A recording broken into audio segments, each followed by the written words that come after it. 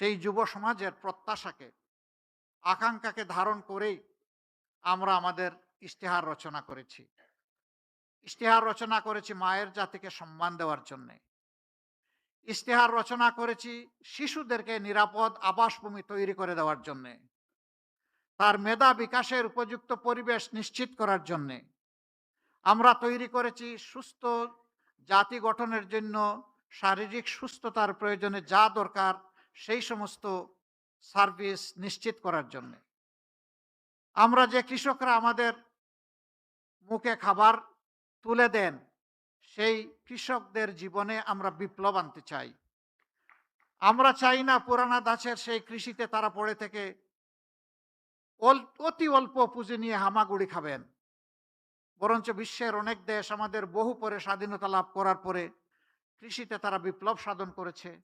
একসময় তাদের দেশ ছিল আমাদের মতো ইম্পোর্ট ডিপেন্ডেন্ট, এখন তারা হয়ে গেছে এক্সপোর্ট ওরিয়েন্টেড। আমরা পারবো ইনশাআল্লাহ। বিশ্বে অন্য কেউ পারলে আমরাও পারবো। এবং আমাদের মানুষেরা প্রমাণ করেছে এদেশের মানুষ ভালো। তো সমস্যাটা কোথায়? মানুষ যদি ভালো হয় দেশ কেন আগায় না? দেশ তো আগাবে। বাংলাদেশ নামক উড়োজাহাজের ককপিটে যারা বসে আছেন তারা যদি প্রপারলি ডাইভ করেন, তা না হয় দেশ আগাবে। প্যাসেঞ্জার তো আগায় নিতে পারবে না। প্যাসেঞ্জার তো জার্নি এনজয় করবে। আমাদের সমস্যা ওই জায়গায়, সমস্যা আমাদের মাথাগুলোতে। ওই মাথাগুলো আমাদের ঠিক হওয়া উচিত। আর মাথাগুলো ঠিক হওয়ার জন্য আমাদের সততা এবং কমিটমেন্ট লাগবে। আমরা কোনো দলীয় সরকার কায়েম করতে চাই না। এই কয়েকদিন জনসভায় অত্যন্ত স্পষ্টভাবে জনগণকে বলেছি, আমি জামাতে ইসলামীর বিজয় চাই না।